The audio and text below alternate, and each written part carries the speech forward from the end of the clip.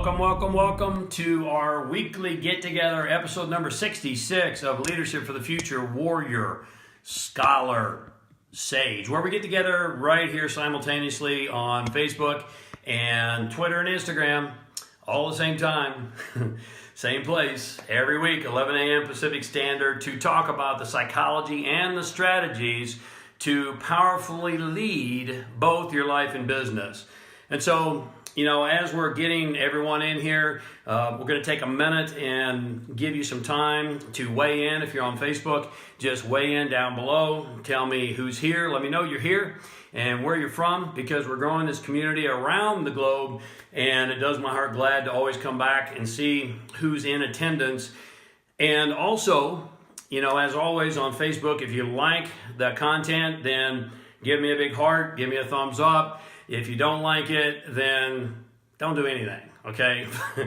But if you really like it, then help me help you, help those that you love and care about.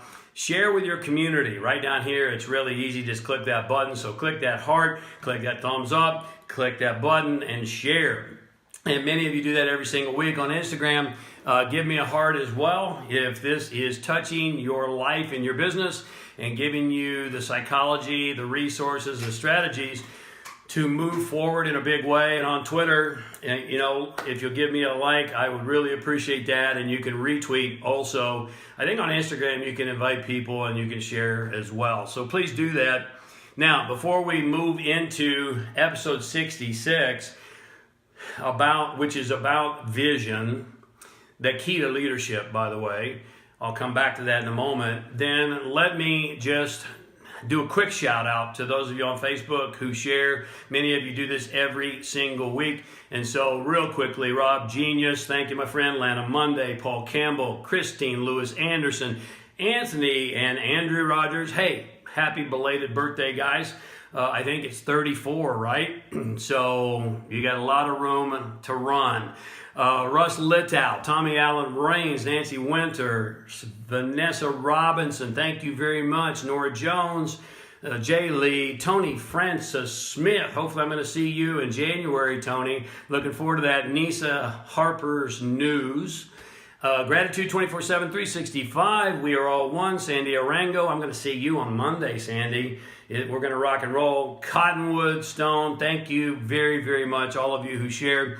And continue to do that. Help me, help you, help those that you love and care about. Now, speaking of Monday, you'll notice we have the first ever upcoming Leadership for the Future Mastermind Experience. And there's a link on Facebook right above my head here. There's a link in my bio on Instagram, and on Twitter, it's right here as well. Next week event is sold out. It's sold out, and so I'm really excited. It's the inaugural event, and many of you have talked to me, and some of you are on the way to be there. Now, some of you spoke with me, and you weren't available for this coming Monday, November the 6th. And so I went on record early on to say, I've never done this before. I may not do it again, but you have convinced me, and we've already started actually selling seats for our next event in January 8th through 12, right, Barry? 8th through 12 in Las Vegas. So if you're interested, which you should be, if you're interested in becoming a true leader in a time when leadership is desperately needed, do you agree? Then click the link and tell me why. Tell me why you should be there at the Leadership for the Future Mastermind Experience on January 8th. And like I said, we've already sold some of those spaces. And so we don't have 10 total, but we're only taking 10 because I want to work up close and personal. I want to dive deep, and I want to make sure we have the right people in the room who are ready to do the work and rock and roll. So click the link and you'll get on my calendar. I'm taking these calls personally. I'm not handing them off to my team as we normally do because, again, this is a really special event, and it's 5 days up close and personal. Roll up your sleeves, work with me, and we'll take your life and your business to the next level. How's your vision? How is your vision? And you might think, well, James, I'm looking at you right now. I'm watching this live cast. Well, it's a little bit more than that. Because amateurs and beginners, you might want to put this in your notes. Amateurs and beginners see the world as it is. How do you see the world? Because if you're watching the news and if you're paying attention to all the things in social media and all kinds of media, then you might think that the world is just a total mess and it's total chaos.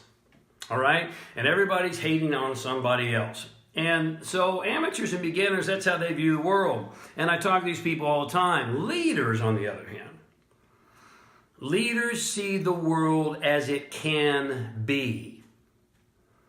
Now, let me repeat that. Amateurs and beginners see the world as it is. Leaders see the world as it can be. Now, if you've been around the last several episodes, then you'll remember that we talked about purpose, what I call your PTP, your powerful transforming purpose, and how it's absolutely necessary for you to have crystal clarity on what your purpose is, because a purpose is always more compelling than a goal.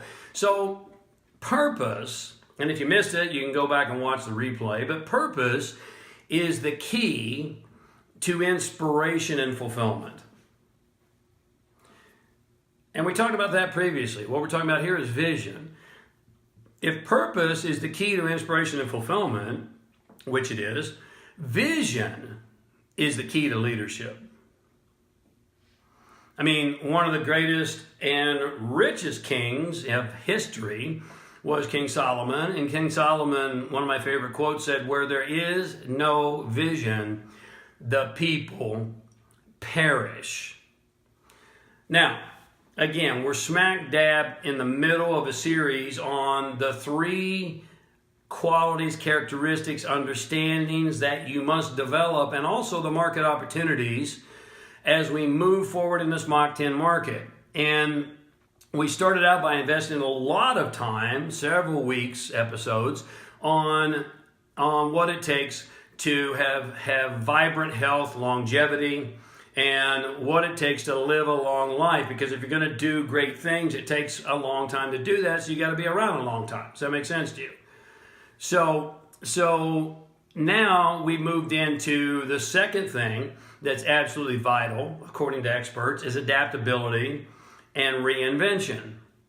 Now, let me promise you, if I had not had vibrant health and energy, as we've discussed, and if I had not had the ability to reinvent and adapt, then when I went through my own personal tsunami, I wouldn't be here speaking with you today. And if you know anything about my life, you know that I'm telling you straight up, right? So how you adapt and how you reinvent in this Mach 10 market is going to determine your success or failure. Does that make sense to you? Because things are changing so rapidly, extremely rapidly. You know, again, in our last installment, we talked about what I call now the key to fulfillment and authentic happiness, and inspiration, and that's your PTP.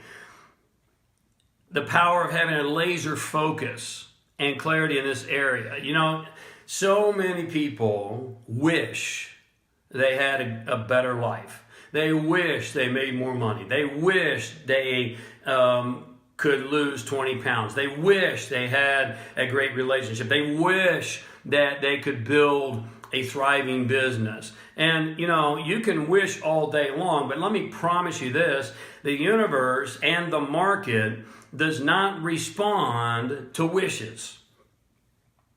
It just doesn't. And if you've been wishing too long, you know exactly what I'm talking about.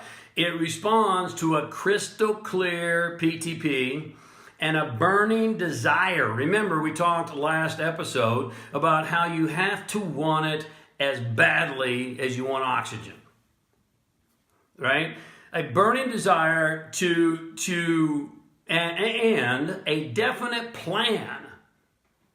A definite plan. and an understanding of the work it will take to get there. And finally, the universe responds to big, bold action.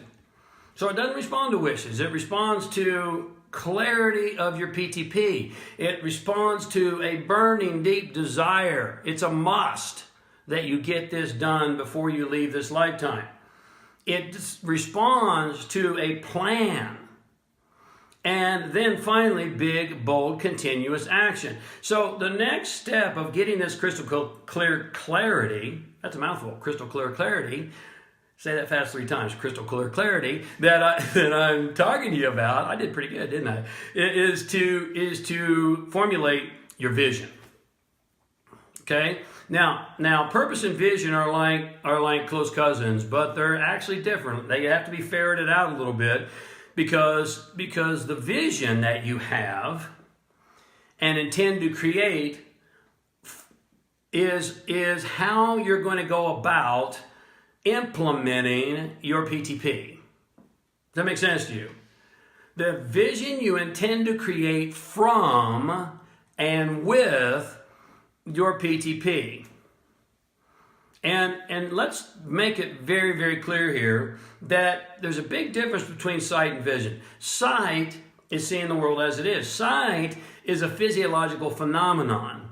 It's seen with the eyes. Vision, on the other hand, is a spiritual phenomenon. It's seeing through the eyes. And that's why I said to you earlier that amateurs and beginners see the world as it is, whereas leaders and achievers see the world as it can be. Now, let's talk some science here for a second. You know, I'm a big lover of science, and, you know, truth be told, even sight, which I said is a physiological phenomenon, an observation of something exterior, even that is a spiritual phenomenon. Carl Pribram is a professor of neuropsychology at Stanford, and his research proves that every single thing you see, no exception, is a projection, an external projection of an internal world. And that boggles the mind when you think about it. And maybe you've heard about the concept of projection, but it's not just a philosophical concept. Carl Pribram's research, exhaustive research, proves it's a literal phenomenon.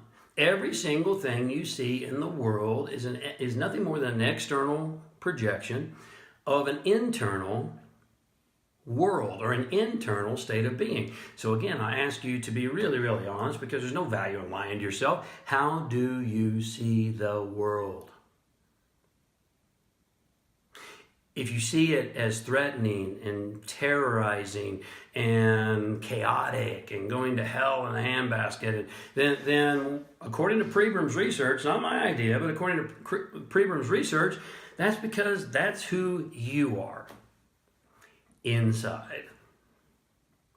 Now, the implications here are vast, and I'm not going to dive deeply because it's not the purpose of today, but I'd ask you to kind of contemplate that for a moment, because as you observe the world, as you observe the economy, as you observe other people, as you observe everything in your life, just know that professor of neuropsychology from Stanford University, no shabby school, has proven through exhaustive research that it's all just an outpicturing of who you are.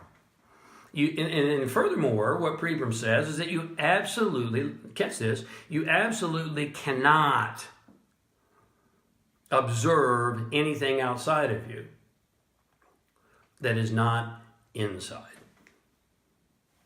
You just can't.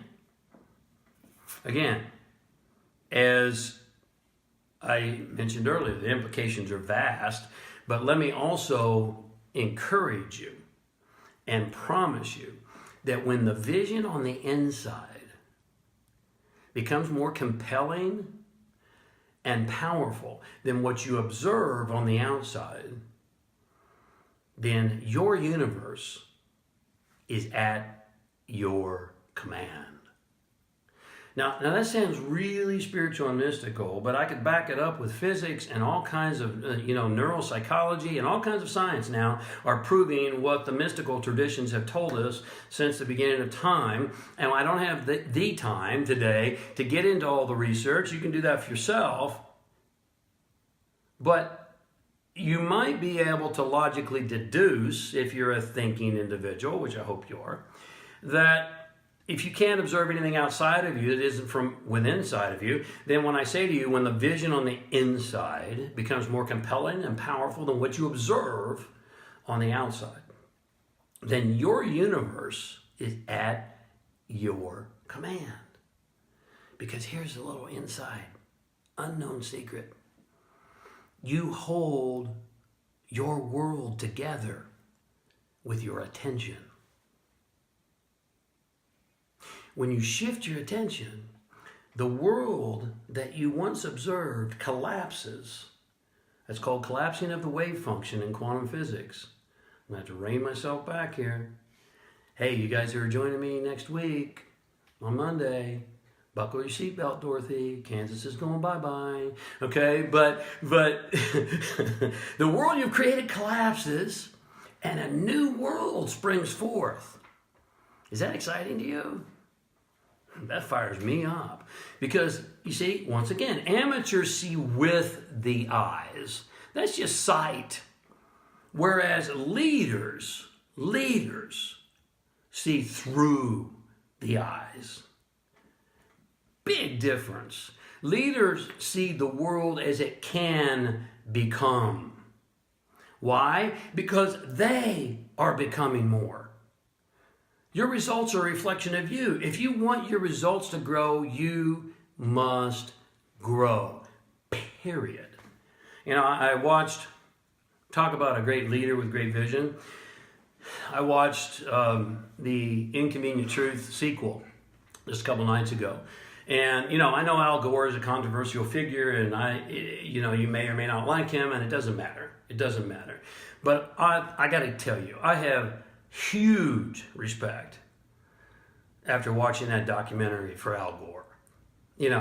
Way more than I had watching the first one, only because you see an Al Gore who is now aging and he's heavy and he's not moving quite as well as he used to, and he's got this vision. He's got this grand vision because he sees the world that's in harmony. He sees the world that's in harmony with the environment. And he's dedicated his entire life to it. His entire life to it. And you see, the fact is, he will probably never, ever see it. Because economics doesn't care. It's unfortunate. It's unfortunate. And yet, you do a brief perusal of history, let's just go all the way back to the Bible. Moses never ever saw the vision of his promised land for his people.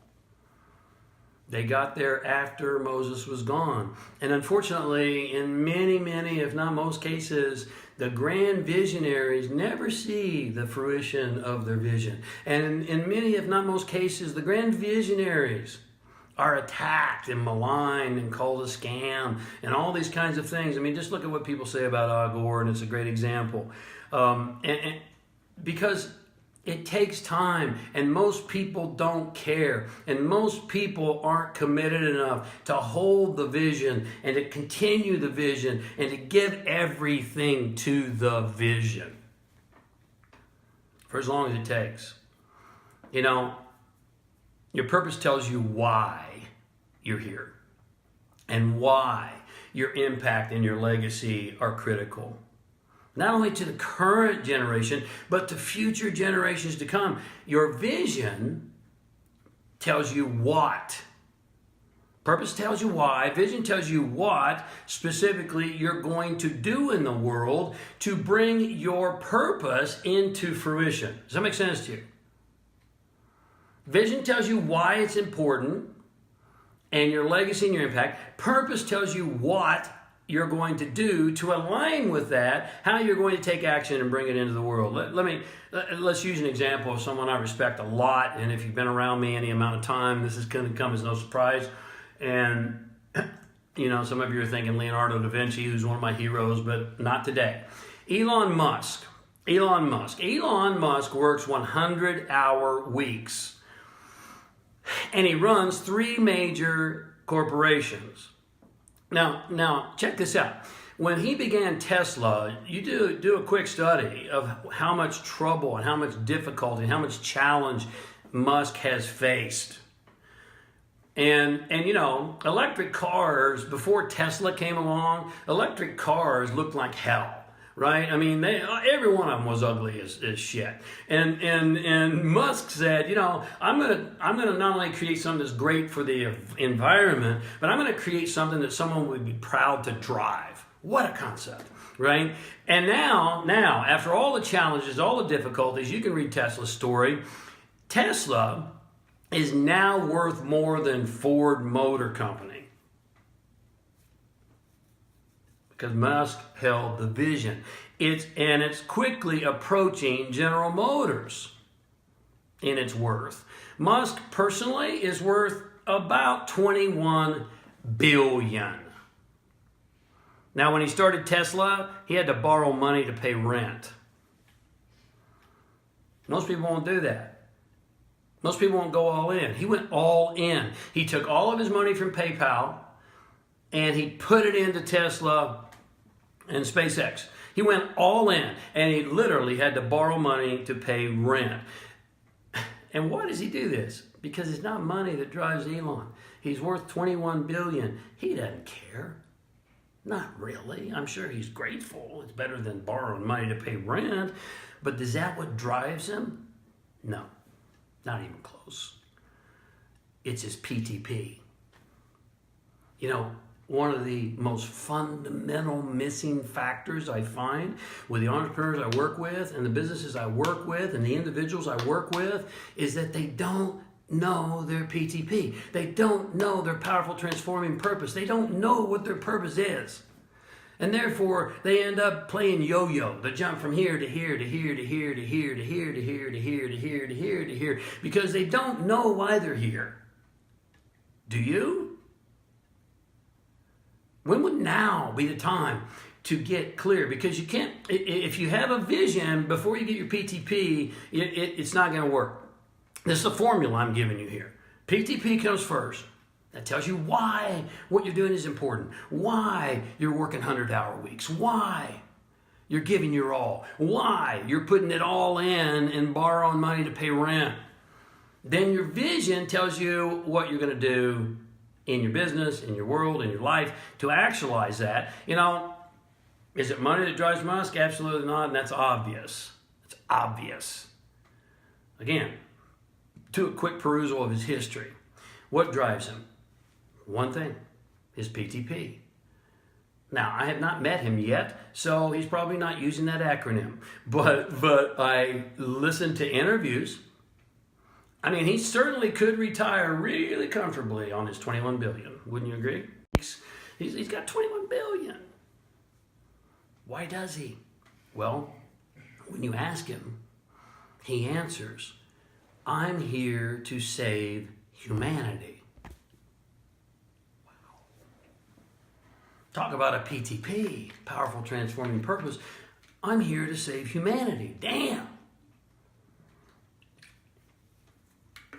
You see, saving humanity is what motors Musk. It's what drives him. Remember last week we talked about drive. Saving humanity is Musk's PTP, and Tesla and SpaceX and Solar City are his vision. They're all visions of the way he can actualize his PTP. Is this making sense to you? Now, Musk sees the world similar to how Al Gore sees it. But, Al Gore's vision is to lobby Congress and to lobby government and to attempt to, through accords and agreements, to get all the governments to agree to reduce carbon emissions and to become more green. That's his vision. But they both see the world as it can be. They go about it in a different way, right? Musk is creating energy efficient cars and a potential new colony on Mars, right? Talk about big visionary. And, solar panels to harness the energy of the sun. And let me just say, scientists have now confirmed, check this out, that there's enough solar energy that falls on this planet every 40 minutes to meet 100% of the entire world's energy for a full year.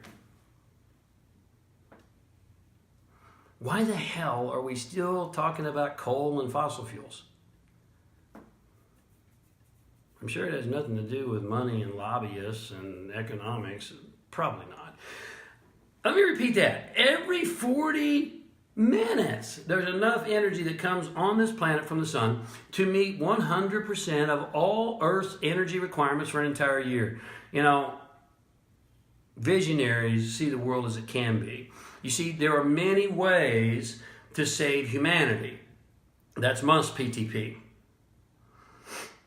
But his vision, how he's going to go about that, aligns with his unique gifts and genius. You follow me?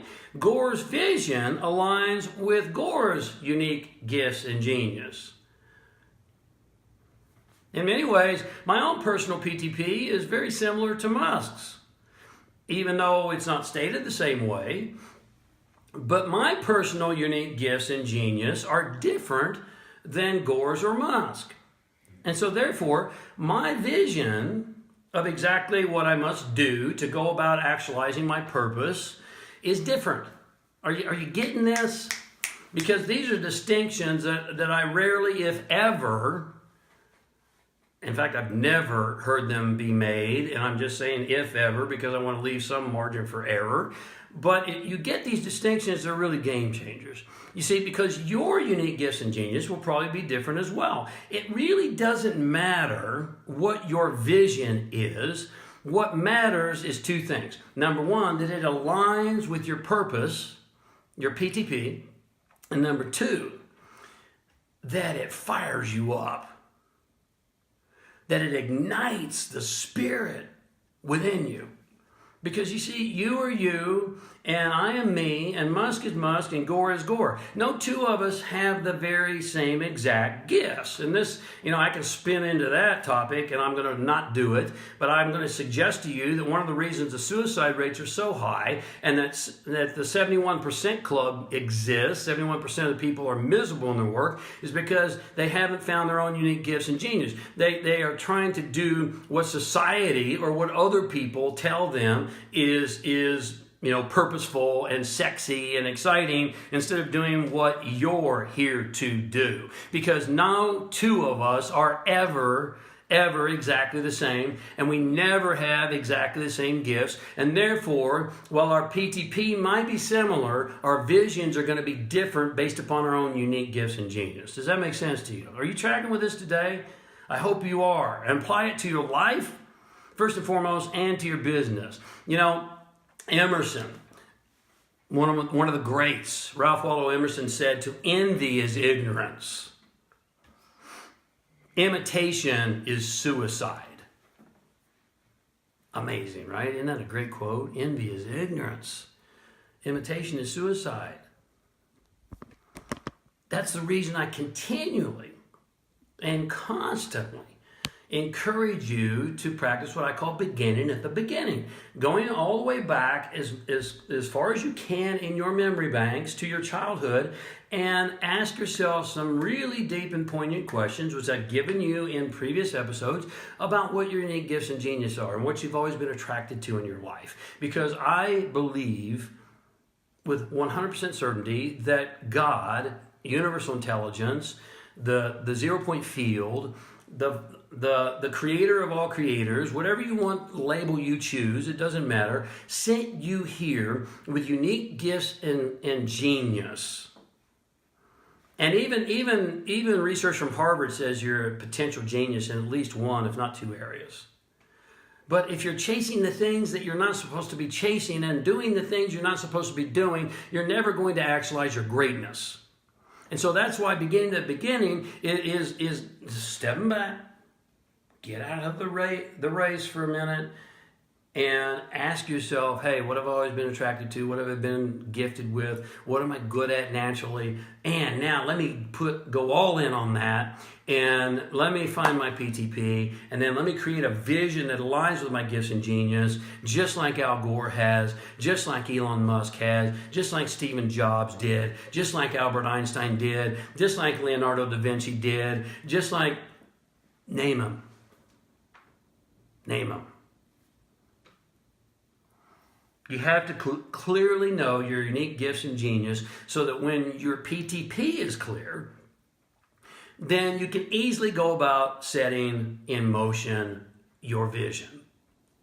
And it's your own unique vision then. That's a game changer, right? I hope I've given you some things to think about, and more importantly, to act upon. And let me just say real quickly, because we're doing the Leadership for the Future Mastermind Experience, 5-day, roll up your sleeves, dive deep event next week. We're going to be dark next week. So there will not be a Leadership for the Future live cast on Thursday. So hopefully you'll miss me. I'll miss you. We'll be back the following week, same time, same place. In the meantime, if you would like, I would highly encourage it that you go back and watch some of the previous episodes or catch up on some that you've missed. And let me just encourage you once again, we put a second date for Leadership for the Future Mastermind Experience, 5 days with leaders from all over the world who are committed to vision, committed to PTP, committed to making a difference and an impact on not only their own lives, but the lives of others. And that's January 8th through 12th. Click the link. It's by invitation, conversation only, interview only. You will talk directly to me. If you're on Facebook, it's above my head. If you're on Instagram, it's in the bio. And on Twitter, it's above my head as well. Until we speak again, 2 weeks from today, as always, be a leader. The world needs it. Live your purpose and take your power back.